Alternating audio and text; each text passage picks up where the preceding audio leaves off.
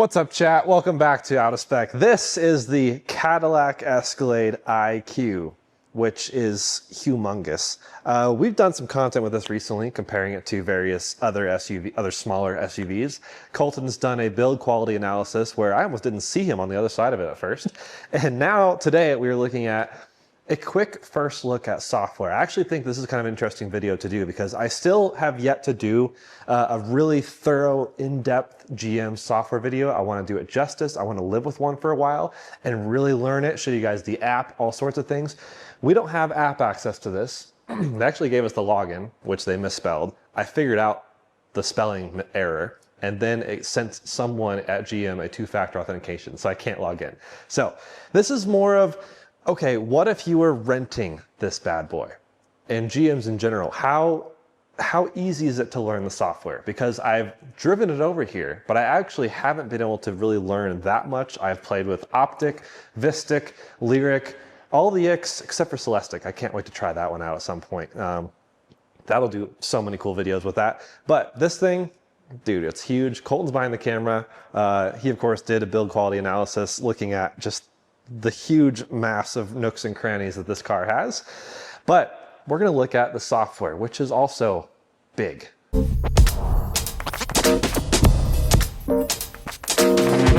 right, Coleton, let's get in this bat. Oh, God, I forgot. Dude, it's a GM product.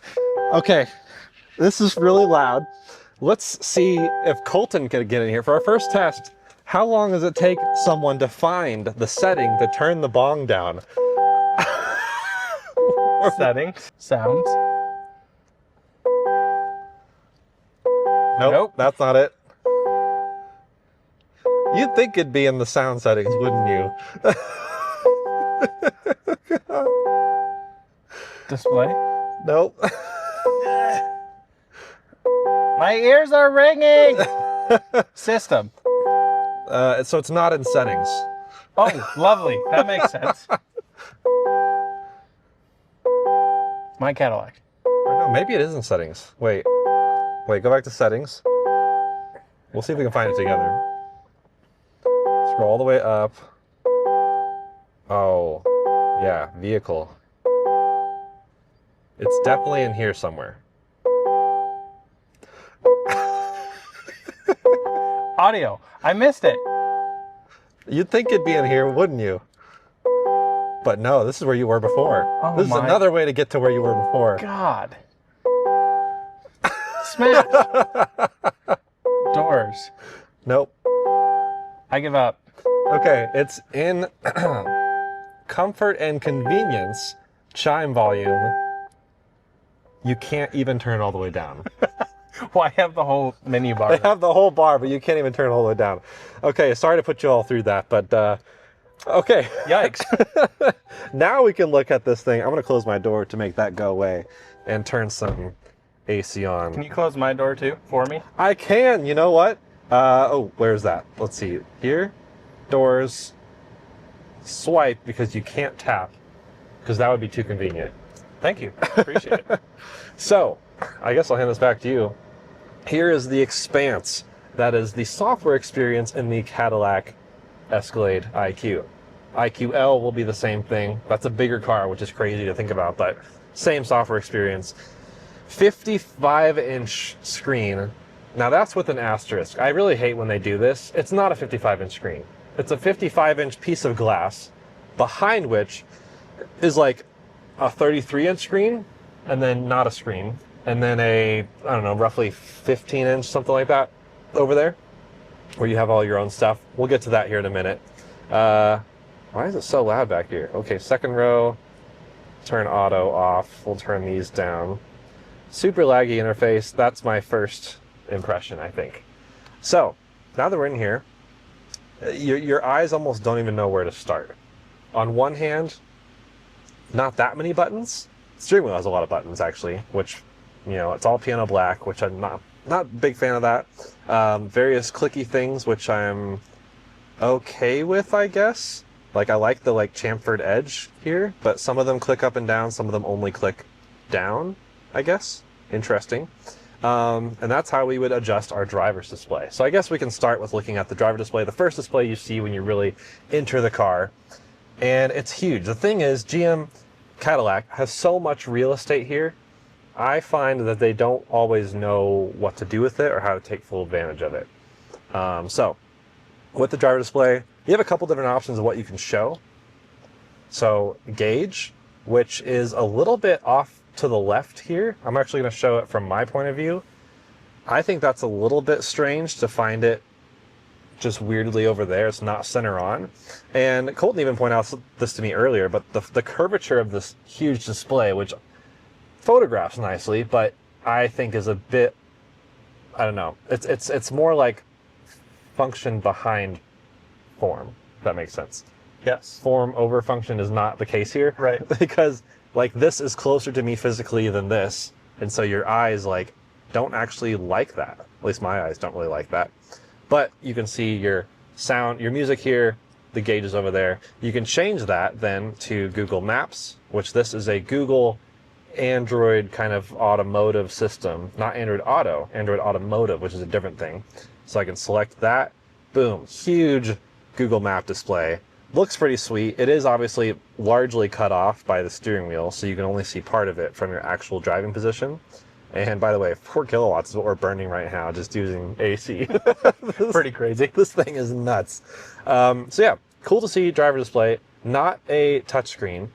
In fact, I really don't know how, like, earlier I was driving and I had my navigation going here. Cool. I didn't know how to, like, zoom in or change point of view. It was kind of like, had me really zoomed out, so I couldn't quite tell where to turn, which is kind of annoying, but I guess you can also throw it up over there and just have maps literally everywhere. What else do we have here? Pressing down again, we have driver assistance. This, of course, does have Super Cruise, which is a solid system, but we've recently run the Blazer SS in our Hogback Challenge with Super Cruise. Need to put that video up. It did pretty poorly. And this is Motor Trend's Technology of the Year, and FSD destroyed it. Yeah.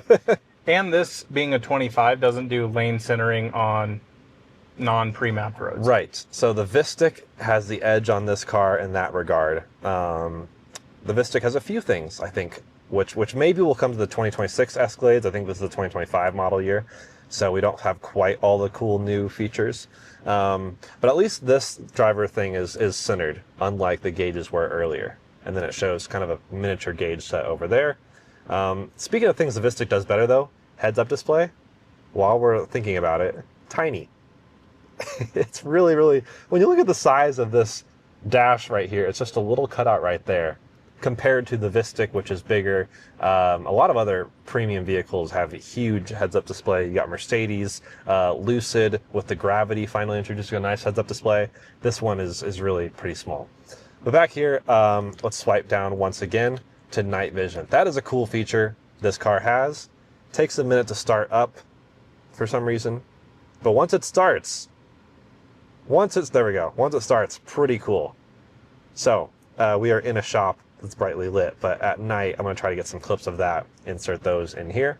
Yeah, pretty cool. Cool feature. Maybe kind of a gimmick, but also just kind of cool. I mean, you guys played around with it. What do you think? I think it's cool, especially if you drive in like the mountains of Colorado. It's nice for seeing deer animals on the roads. Like, dude, you go up I-70 midnight, like It is deer central up there. So it is nice to have to be able to see some more things. I don't know. It's a cool feature. Are you going to use it every day? No, I wish it was bigger also on the screen. It's very small. Yeah, the night vision takes up a tiny fraction. That's just the general consensus of this software so far, in my opinion. Like, these gauges could have had some really cool thing that took up like this whole area. Music could have been somewhere else. In fact, throughout this video, I'm going to try little things that I'm thinking of. Like, okay, I want to put music on this driver display. Surely that's pretty easy. Or is it even possible? I don't actually know if that's even possible. Because I would just like my music right here. Yeah. I want navigation over here, music here, and then all gauges, but I don't think that's really a thing. Some things you can add to this driver display, which again takes up a little bit. It makes sense that they have empty space where the steering wheel kind of covers, but also it just kind of feels silly to have that. I think that's mostly it for the driver display, although one thing I've mentioned before, I think in some Cadillac vehicles is, well, okay, how do I change the screen brightness? There is a switch over here that apparently can change screen brightness, but I've never gotten it to really do anything. I have it all the way down. I have it all the way up. It's not doing anything. There is zero change. So maybe that's a light thing. Okay, how easy is it to turn on my headlights? Usually you'd look like over here generally. Don't tell me it's down here. Yep. Controls, lights. Headlights. On? Okay. Lights are on, I guess. Now let's see if we can dim the screen. Nope. Unchanged. I didn't know if that would have any sort of adjustment, but okay. Well, there's a few controls over here, but not lights. Frunk, trunk, height adjustment, and I guess your parking brake. That's cool. Okay. Stock right here for windshield wipers. That's pretty self-explanatory. This paddle here for regen. It is a nice like actuated paddle, so it's not like an on-off switch that you'd find with like the really cheap Chevy vehicles. So it is a nicer paddle itself. That takes up the whole left side. Nothing on the right side, but that's fine. And yeah, kind of all these capacitive buttons, which I really am not a fan of. I don't know. The design of the steering wheel is cool. I think it feels pretty nice. Having this thing here, though, feels a little excessive because when you're on Super Cruise, just the little center section is lit up to tell you you're on Super Cruise or to tell you Super Cruise is like pending. So otherwise, Super Cruise, heated steering wheel, very similar icons, which is kind of annoying. Cruise cancel, I guess. Normal cruise set. VMAX mode, velocity max. You can get your full 760 horsepower, whatever it is. Voice commands, that brings up Google Assistant. And then forward next track, which is strange to me to have that separate from this. I feel like volume and forward and next track should be next to each other. For some reason, they're below each other with completely different controls. Not a big fan of that. Here's what actually looks at your face when you're super cruising. So that's pretty much it, I guess, for the driver display. You do have state of charge readout, which some GM vehicles struggle to showcase somehow. And I think that exists regardless of your display. Like if I'm in map view, yes, state of charge is still down there. And it's crazy to see over 200 miles at less than 50% state of charge. This thing is just a beast. Okay, moving on. Now you can see this exact real estate that is allotted for this screen right here, which sometimes some things will actually let you click in there. I guess I'll hand this back to you and try to figure this out. I've had plenty of experience with GM, Chevy, Cadillac software. Once you learn one, they're mostly pretty similar, but you have things like vehicle status. You can see your tire pressure, energy info, which is also what you've used from the last driving. And that button right there is what changes this. If you ever see this, you can add or remove, and I guess removing it defaults to just the date and time and temperature. Cool, I guess. Okay. So that's energy usage, energy efficiency, also something you can add to driver display, 2.1 miles per kilowatt hour. That's actually better than I expected for a car. Not bad. 9,300 pounds, and it's that. Tire pressure, we're rocking big numbers for this boy. 70 PSI in the rear. Oh my gosh. Can add that to driver display. Okay. Already looked at that. Trip, can add trip information, add a driver display, same type of thing. Current trip, I do wish there was like more trips. Like I really wish vehicles had like trip 1, trip 2, trip 3, trip 4. Like why limit us? For nerds who want to do like, oh, my monthly, my yearly, my lifetime, my current trip. Yeah, why not? Why not? It'd be so easy to implement that. Air quality, that's kind of cool. So you can see. Can also add that to your driver display. Wow. That's kind of cool. I would probably have this as my default driver display. I wish you could just quickly scroll through them. Yeah. Why is that not an issue? Why can't I just swipe through here and see all my options for the driver display? Instead, you have to go through a bunch of settings to find what you're looking for. Once you're in a menu and you run out of back buttons, I guess you then have to go home. So you can't just go back to home, which is kind of annoying. I know I'm nitpicking, but also like I'm a software enthusiast. So I feel like there's things here that, yes, you can get used to any of this. You can get used to all of this if you live with one and probably learn it and know it like the back of your hand, like where the chime volume is, if you ever mess with that for some reason. But I'm thinking from the mind of someone who's renting a Cadillac, how easy or hard is it to find certain things to do? Drive modes. Right here, of course, my mode. You have all your various other modes, Velocity Max, which will turn on or turn off along with this button on the steering wheel. You can edit my mode, which is cool. One of my big issues with a lot of these GM vehicles is you can't turn off the fake engine sound. You can have it in Tour, which is quieter, or Sport, which is loud, but there's no way to actually turn it off, which is annoying. Otherwise, you have 2 or 3 levels of these various adjustments, which is nice. Air suspension, steering. You're not going to get good steering feel with this thing, but like you can tighten it up, make it a little softer. Suspension the same way. I'd rather see 3 options for all of these, including an off for motor sound, but again, maybe nitpicking. Here's your 1-pedal drive, which also is kind of annoying because I'd like that to like cycle through levels, but that's off and on. Then when you turn it on, then you go in here and then you set level. And then it goes down here. And then it goes down here. What the heck? The whole multi-screen thing. Lucid's actually figured that out better than I think most anyone else. But you can do off, normal, or high. You can show it on the home screen, so you can access it right there up here at any time. So if you turn that off, that goes away there? Yes, that should disappear. Yep, sure did. Yep, now it's something else, which is motion sensor off. Okay, I'll put that back up there. That's more useful. Okay, I can't go back. I have to go home. My Cadillac, this is where you'd probably do, I guess, your Cadillac things. I want to play more with this when I actually have a Cadillac more long-term and actually account signed in, like really try the whole account user experience. Google Assistant, that's cool to have. I'm guessing it can do things with the car control as well. Like, my passenger wants his heated seat on. Sorry, I don't understand. Okay, maybe not. Let's try something else. Turn the temperature down. Got it. Turning down the temperature. It didn't turn it down, Jordan. I didn't do anything. Okay, well, I don't know what all Google can do, but Google's here if you need it for something.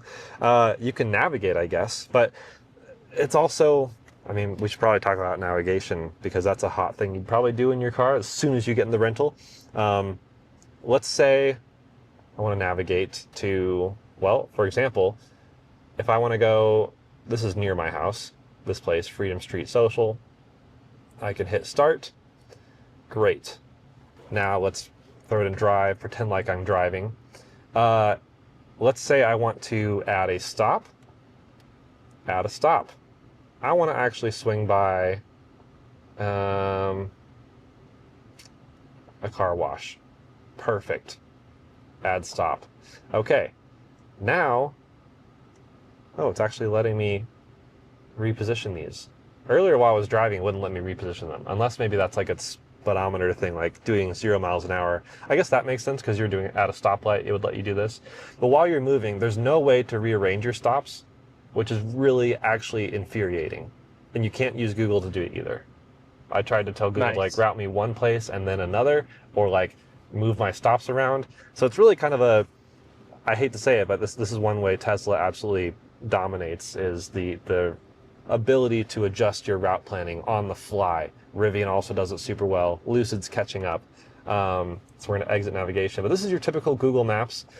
Hopefully you like Google Maps, or you can also do Waze, which is another option in here. So there's your Waze.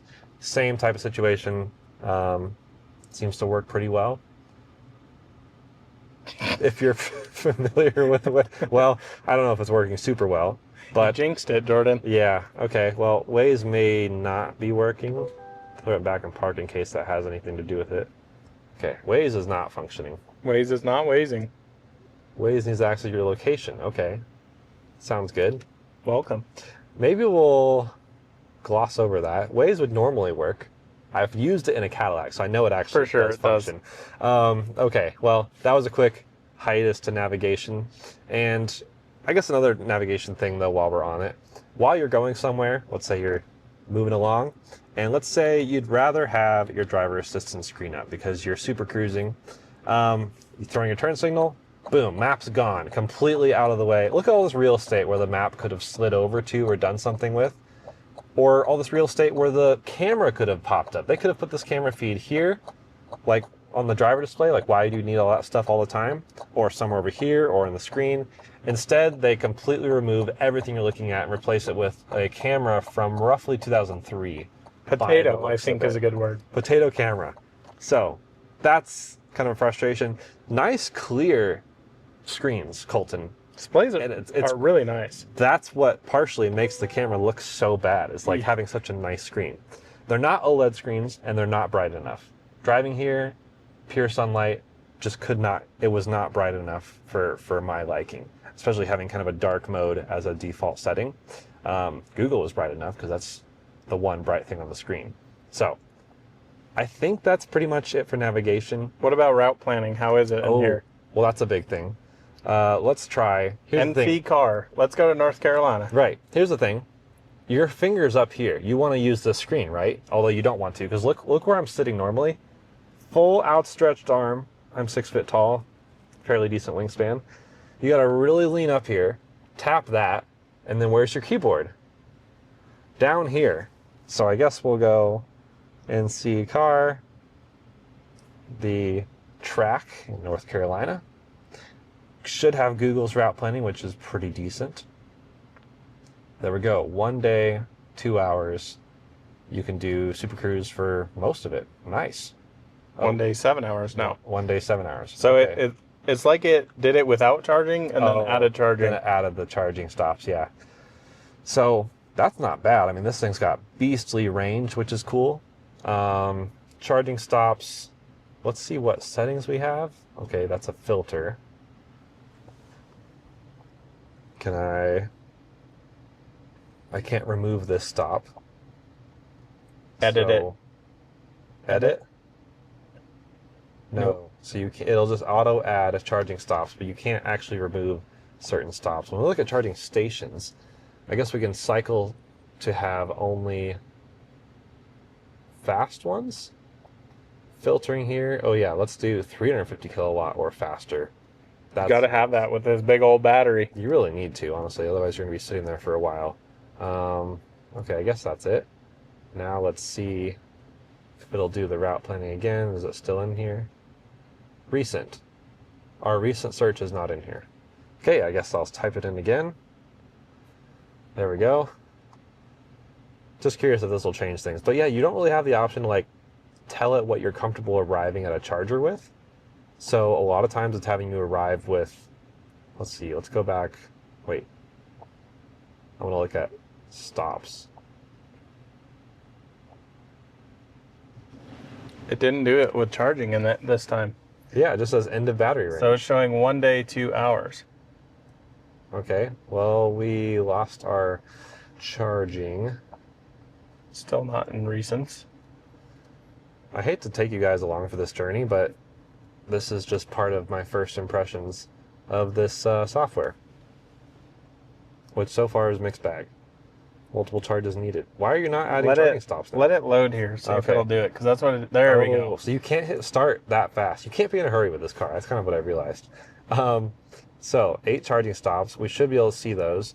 So yeah, arriving with what is effectively 50 miles plus of range remaining, and your destination is 30%. So if you had charging at a destination, I don't know how to tell it. Go back. Go back. And then that one. 30%. Here we go. Okay, I can do 1%. Nice. I think that will only be the destination, not the actual charging stops, but let's double check. Yeah, 16. I mean, that's like 80 miles of range right there. It's quite a bit. Yeah. So not actually optimized, and there's no way that I've recently road tripped a Chevy product with the same route planning, so I've thoroughly tried it out, and you just can't quite do everything. And then once you're, like I said, once you're on the road navigating, you want to add in a stop, it is just a frustrating experience. So I wish that got some tweaks. I don't necessarily blame Cadillac. That's like more of a Google thing, but it's cool that Google is here. Google route planning, I'd say, is better than, Kia, Hyundai. Oh, by a lot. By a lot. Seems to be quite a bit better. So I wanted to hit navigation early on in this just because that's a big component. Play Store, you can download apps. This is the Google Play Store, but not the complete Google Play Store. You can't have like every single app ever on here, notably like Apple Music, but we'll get to that in a minute. Charging, what is this? Okay, you can charge. That's good. 100%, 460 miles, that's crazy. Wait. Where'd it go? Oh, there you go. Okay, signed him out of my Cadillac account for something. Charge assist to make charging easier. Sign in to find nearby charging stations and start charging from the app, which is cool. Again, something I want to play with when I have more time. You can set a charging schedule in case you have time of use billing. And here you can do manual preconditioning, notifications, preconditioning temperature, which is not battery preconditioning. That's actually cabin preconditioning temperature. But that's in the charging menu for some reason. That's really odd. Yeah, not sure why it's in there. Camera, here's another issue. We've talked about the cameras aren't that great. Like when it was using the blind spot thing, it's using a crop of this side camera, which is why it's so poor quality. The awkwardness with 55-inch screen and having this the size of an iPhone is such a bummer. Lucid uses this screen as the 360 camera, which is awesome. You can see much bigger. I mean, their screen's a little bit more oblong, but still, this would be much nicer. You already throw the keyboard randomly down here. Why don't you just throw the 360 view down here? I'm not sure. Then you could see these a bit wider if you did that. But you can play with your camera angles. See, I believe this will work with, trailer cameras too. So why is it a boat, by the way? I guess they're assuming if you're actually driving this, you're driving a boat, might as well pull a boat. Pretty sick, honestly. But yeah, I like having all sorts of different camera angles. That's pretty cool. Anytime you also have camera down here on the lower screen. So if you want to access that hotkey, that's something I'm always wondering when I get in a car. It's like, okay, where do I pull up camera immediately? It's down here. Same with the headlights as we saw earlier. I guess we can just look at these controls really quick.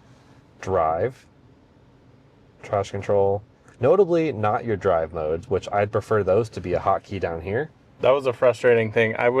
Why not make that? I mean, you have two more icons you could put there. Yeah, let me put it down there. Let me put whatever I want down here.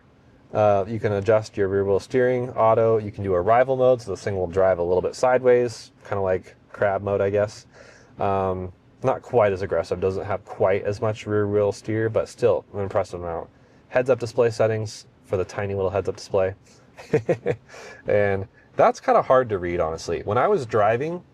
Oh, wow, you can barely tell they're selected. Yeah, when I was driving, I couldn't see the heads-up display. I was like, oh, it's off. No, it was all the way down in the height, and I couldn't see that because I'm driving, and these are so hard to tell where the bar is on the bar. You can kind of see it from sideways, but like dead on, it's pretty hard to tell. Yeah, so that doesn't pass any sort of accessibility settings, if you ask me. Also, I forgot about this. If you have something like that selected, it just goes away after maybe that was 20 seconds? I don't know how long it was. Interesting. It just disappears. It goes back to the previous menu, which is this one. So, already gone through pretty much all of this lighting and stuff. I guess I'll put those back to auto. Seat controls. By the way, this has haptic feedback every time I touch it, which is nice on one hand. It makes you realize it registered your touch, but it's also delayed. Like you tap it and then the actually haptic feedback doesn't do it there. So I guess some things you do it, but other things it won't do it. I don't know. Seat controls, kind of funky, but I'm glad they're here and not just in the doors. I like them in the doors sometimes, but also what if I wanted to be a gentleman and turn on my passenger's massage seat or cooled seat? I can't reach across the door, so I can do it in here. That's nice. And the weird thing too, if you're doing something, so hold this real quick. If you say, Jordan is trying to mess with the climate control right now, and just play around with that a little bit, Jordan. Yep. Oh, but I want my massage seat on. Excuse me. Oh my gosh. Yeah, so there is no multitasking, which is a bit frustrating. Can we even do, if I'm doing my climate and setting, can you set yours right now? Well, I want my massage seat on, and I need to change it now. No, but can you do your climate? No. No. So this is not a multi-touch display, which for 160 grand, by the way, that blows my mind. Yeah. I feel like this should easily have multi-touch capability. At least you can adjust second row, even third row, a full 5-zone climate control, which is awesome. Love to see that. But yeah, all your climate stuff is in here, however you'd want to adjust it. Second, third, cool. Nice animations are there. That looks nice. Yeah, I guess graphics, they're not really... Whatever it is, yeah, same thing. Animated graphics that aren't animated. Yeah, there's no motion happening here. But given the kind of delay of the screen, I don't know if I'd want to see it try to attempt motion graphics. That'd be a little iffy. What does this do? Oh. So, sort of the same controls as this, but not quite. Okay. Sure. That's mostly what this screen does. Oh, interesting. You also have a rival here. Interesting. Yeah, there's a few ways to get to various settings, which is definitely interesting. It's a good way to put it. Back up here on this screen, we've mostly made it through. There is also Alexa. So I guess you have Google Assistant, but also Alexa. Trailering, so you can set up a trailer. Settings in here, which is where various things, including the ding-dong chime mode volume. Audio settings. This is an AKG 40 speaker sound system. Absolutely bonkers. A lot of power. Not amazing though. I think it's solid. Most people will be happy with it. Like once you've experienced like Gravity and Volvo EX90, and I mean even I'd say Cybertruck sounds a little better than this. I don't think Cybertruck is the best. I think, but it's up there. This is definitely not amazing. Better than Rivian. Yeah, but dude, like 40 speakers in this 40 thing? speakers. Granted, 8 of those are headrest speakers. They are. So it feels a little, yeah, I don't know, a little gimmicky to say that many. And it doesn't even support Atmos. It will next year. In 2026, all Cadillac models, ICE, EV, whatever, will support Dolby Atmos. Awesome. I hope they do in more than just Amazon Music and maybe Tidal. I'd love for them to bring Apple Music. Spotify doesn't do Atmos, which is partially why I use Apple Music instead of Spotify. There's no way to use Apple Music in this car. That's a good thing. No, it's beyond frustrating. Any Apple Music owner, the only way I can do it is to Bluetooth to the car like it's 2010. And that's definitely worse quality, worse experience. It should be a native app. I don't know or I don't care who's to blame, whether it's Google or Cadillac. Someone needs to allow that to be added. Because I can't aim it. Here's the other thing. When you go into music, select a source, news, in case you want your Google News. If you download Tidal, it would show up here. This is where I'd love to see Apple Music. But, okay, I want high quality music over USB. Boom. If you connect an iPhone with this, the car will not register that it exists. It'll charge your phone, but there's no data connection because they've blocked iPhone data connection to prevent any form of CarPlay or Apple connection. So it really is a just prejudiced system against Apple users, which is frustrating. Anyways, I'll get off my soapbox. It's just as an audio enthusiast, this is not the car for me, which is kind of a bummer because it's such a baller car. But sound settings, only a 3-band equalizer. I feel like I could do a lot more with 5-band or separate subwoofer control. That'd be nice, especially with how many different speakers and different size speakers. I'd like to be able to dial it in more. Sound mode, all I can see is front and or rear. There's not like an all setting, but I'm assuming front is meant to be like sort of all. I don't know. There's surround, kind of fake surround, if you will. It just adds more and more height to the music. I find somewhere in here is the best setting, in case anyone wondered, along with this EQ.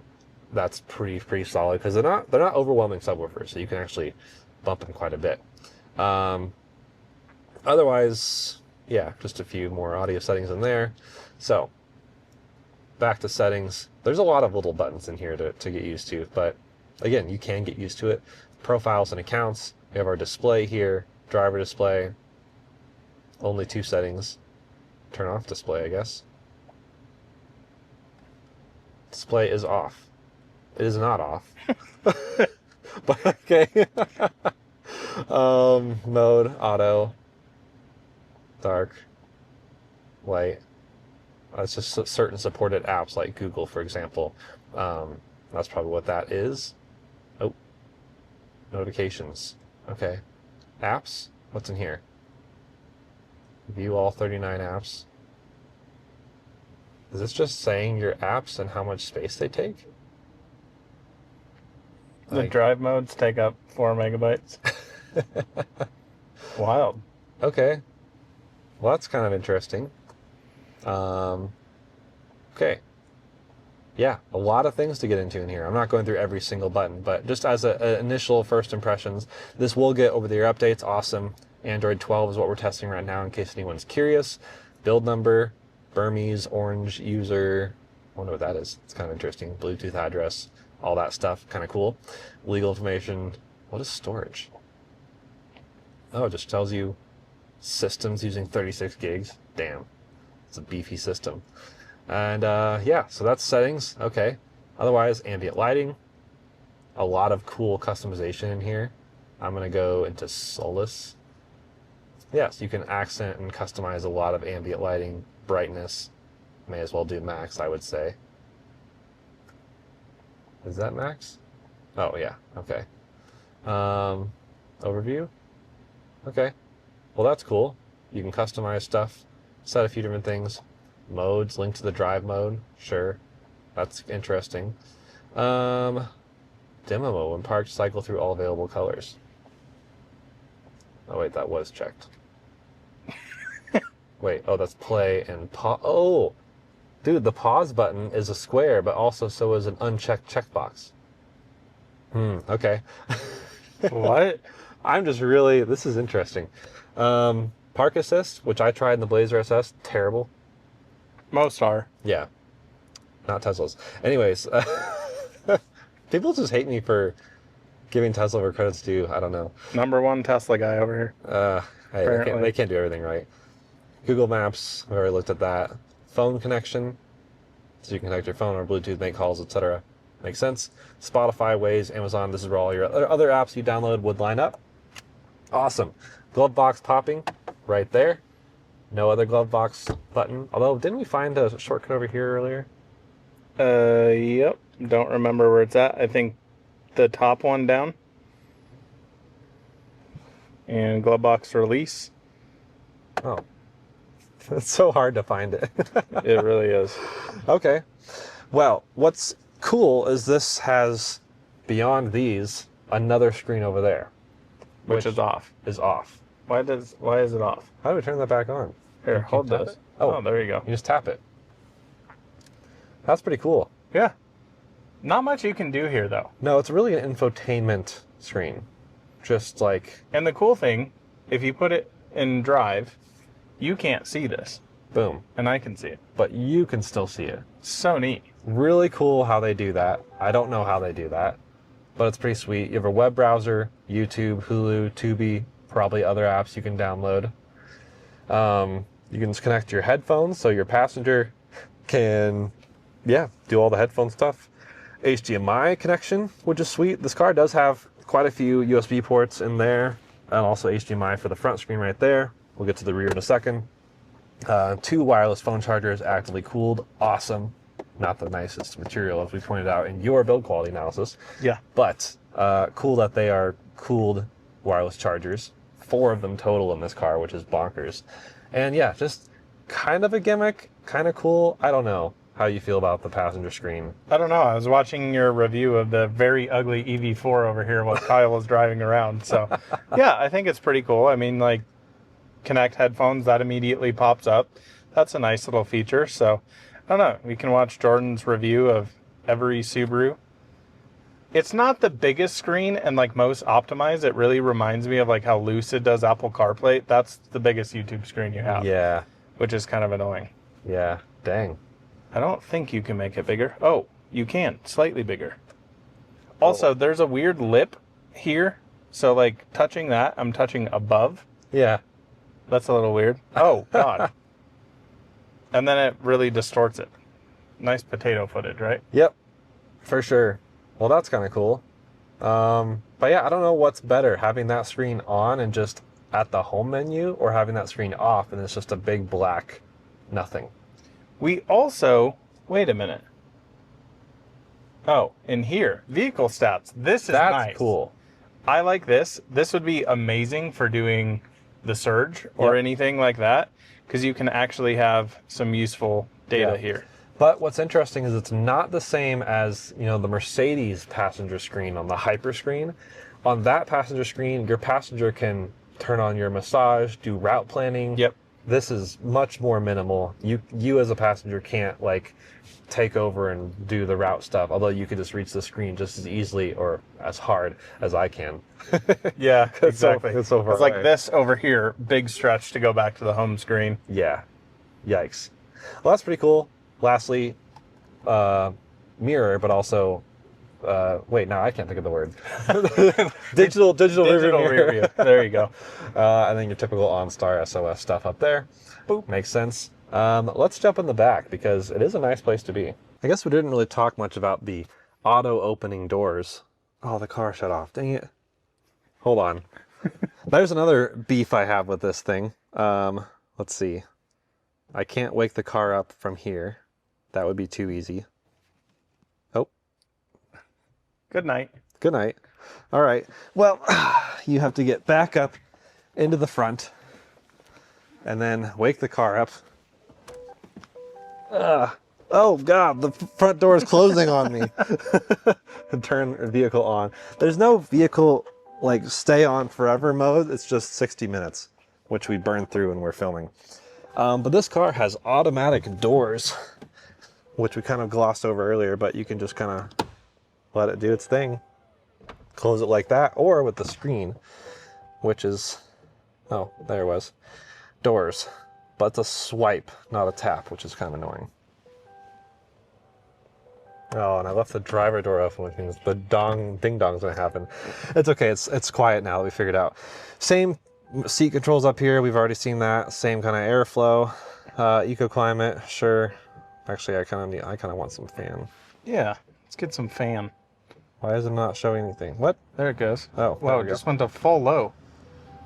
Well, third row is on auto. That's why I was cranked earlier. Okay, got it. So this screen, yeah, kind of like that screen, does a lot of the same stuff. It's angled up a little bit. Totally fine. That one's angled in a way where the sun sometimes catches it and is annoying. This one, not as much of an issue. Super tinted glass roof up there, so it's totally okay. Seat controls here, ventilated, heated, massage seats, but not at the same time. Big bummer. It's not German. Not German. And then, oh my gosh. Yeah, explain how this works. So, up front, you can see you have it on the door card there. Yep. You have no controls over here. Yep. So now it is here. Okay, so if I want to forward and rearward, left. Oh, that's my seat. That's yours. I thought that was mine. But it looks like it should be yours. Maybe is it from looking into the car? Maybe? It should have two seats and highlight which one's which. There's no reason it can't have both seats up with all the controls for both seats here. Why do you have to cycle through left and right So, like this? and maybe now I want to move mine. Oh, I was wondering if I could do this from here. So that's nice. Oh, you can move that seat forward. Okay. That's nice. Lovely. I mean, like our EV9 has little hotkeys here, which Yeah. is way easier. This also does it one at a time. One increment at a time.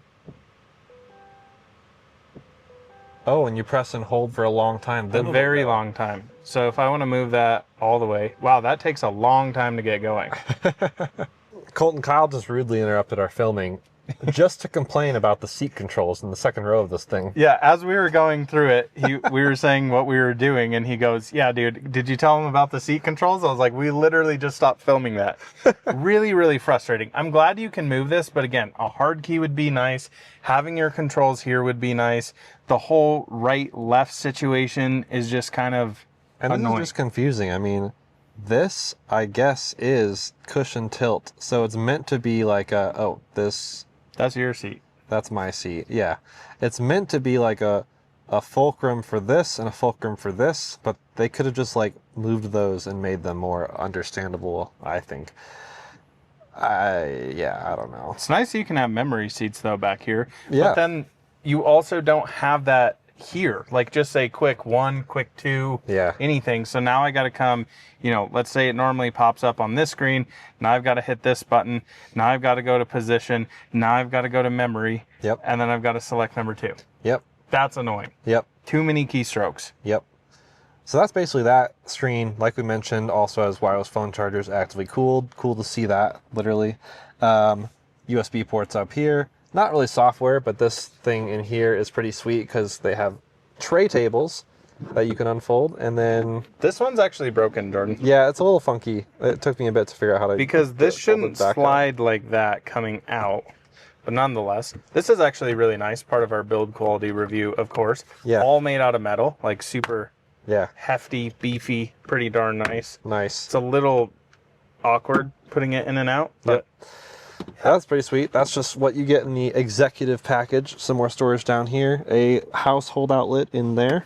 More HDMI ports for the screens. We both have screens. They look like iPads from 15 years ago. Although a little bit higher quality, I'd say. They're actually pretty nice. Yeah, pretty decent. Not OLED, not really HDR, but HD enough. YouTube access, same type of stuff we saw up there on the passenger screen. And yeah, not the fastest to load, but decent. We are inside, to be fair, using cellular, which is not ever great. Yeah.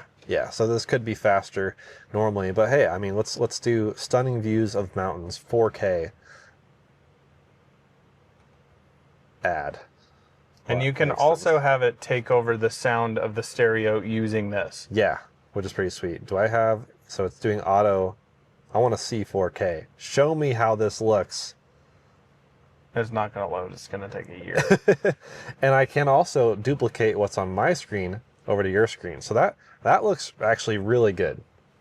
We have a weird bug with this screen. It just keeps saying screen is locked by driver. We've looked through the settings and it's unlocked. And then this screen will just all of a sudden start working at some point. Yeah. So a little bit glitchy. Let's see, swiping from the left brings that back up. Home. You can go to your web browser. It looks like Kyle was maybe ordering a CT5 Blackwing. Yeah, buddy. I'm guessing. Or we can go to... we can go to one of my favorite websites, which is isitchristmas.com. And then we can, okay, so that's not surprising. And then here's where I can share over to yours. You can't accept it because it's locked. Oh, now it's working. Yes. Okay. Weird. So the content can be duplicated. We can connect our headphones to it, or it can use the car stereo itself. So stop screen sharing. Yeah, vehicle status, same type of stuff here. You could do, dude, epic race to Vegas or something with 3 co-pilots all strategizing with all these stats and specs. That's pretty awesome. I love that. But yeah, that's about it, man. That's the software. I personally think it's more effective to just have a really cool way to mount your own tablet, because more than likely, if you have 160 grand to spend on this, you also have kids that you've purchased a tablet for that has all their apps, their media, their stuff on it, their headphones already connected. Just put a way to mount a tablet here with like 20, 30, 50 watt charging to connect it. I feel like that would make more sense, but hey, I guess this is convenient in a way. They're not the most high quality here. I think they're okay. Yep. So yeah, I agree with that. I do like that you can somewhat tilt them, but it's not a ton of angle, especially if this seat is really reclined. Yeah. Let me try and figure out how to do that one more time. Right, leg room. I want them back here. Kyle's sending me photos of something. Scary. There we go. So like, if you've got this one pretty far back, that's as high as it goes. Oh, okay. I see what you're saying. Yeah. Pretty interesting. Yep. So, yeah. Software, just like build quality, just like everything else, a mixed bag. Like, on one hand, cool. Like, that looks epic up there. Party trick. Your neighbors, whoever's riding in this thing, are going to be impressed. But when it comes down to using it, just a few things I wish they could refine a bit more. A few things that I wish were easier. I mean, even earlier, you saw, I was in the music and I wanted to go find the EQ. It was like 6 settings back. It took me 20 minutes to figure out EQ on this. I'm not kidding. Because I couldn't figure it out in the settings. It wasn't in this sound menu, but it was in that sound menu. Yeah. Very confusing. It's fairly convoluted, not super user-friendly, but as many people have pointed out, once you live with a car, you learn it, and then you're probably going to be fine. We call this the journalist problem because we get these cars sometimes for a week. Sometimes it's you've literally driven the car 30 minutes and like start making a review. It's very complicated to quickly go through everything. Yep. So finding things can be a little more challenging. I know one of our friends from the Out of Spec team, well, he's not on the Out of Spec team, but Michael just purchased one of these for his wife. And he was telling me the frustration between this lower screen and the top screen of when it drops and drags things down there, what you can't do on this, what you can do, and then vice versa is annoying. Yeah, that's one thing Lucid definitely did much better at. And I have a whole software video on Lucid if you want to go check that out. We'll definitely need to do a software video on Gravity whenever we can get our hands on one for a bit longer. Yep. But yeah, that's first impressions. I know it's a long video, so it is kind of a review, but like I still want to live with one for a while and do it proper service. Maybe once the new generation comes out with Dolby Atmos, once I have app access, so I can show you guys literally everything. But that's kind of, yeah, Escalade IQ software galore.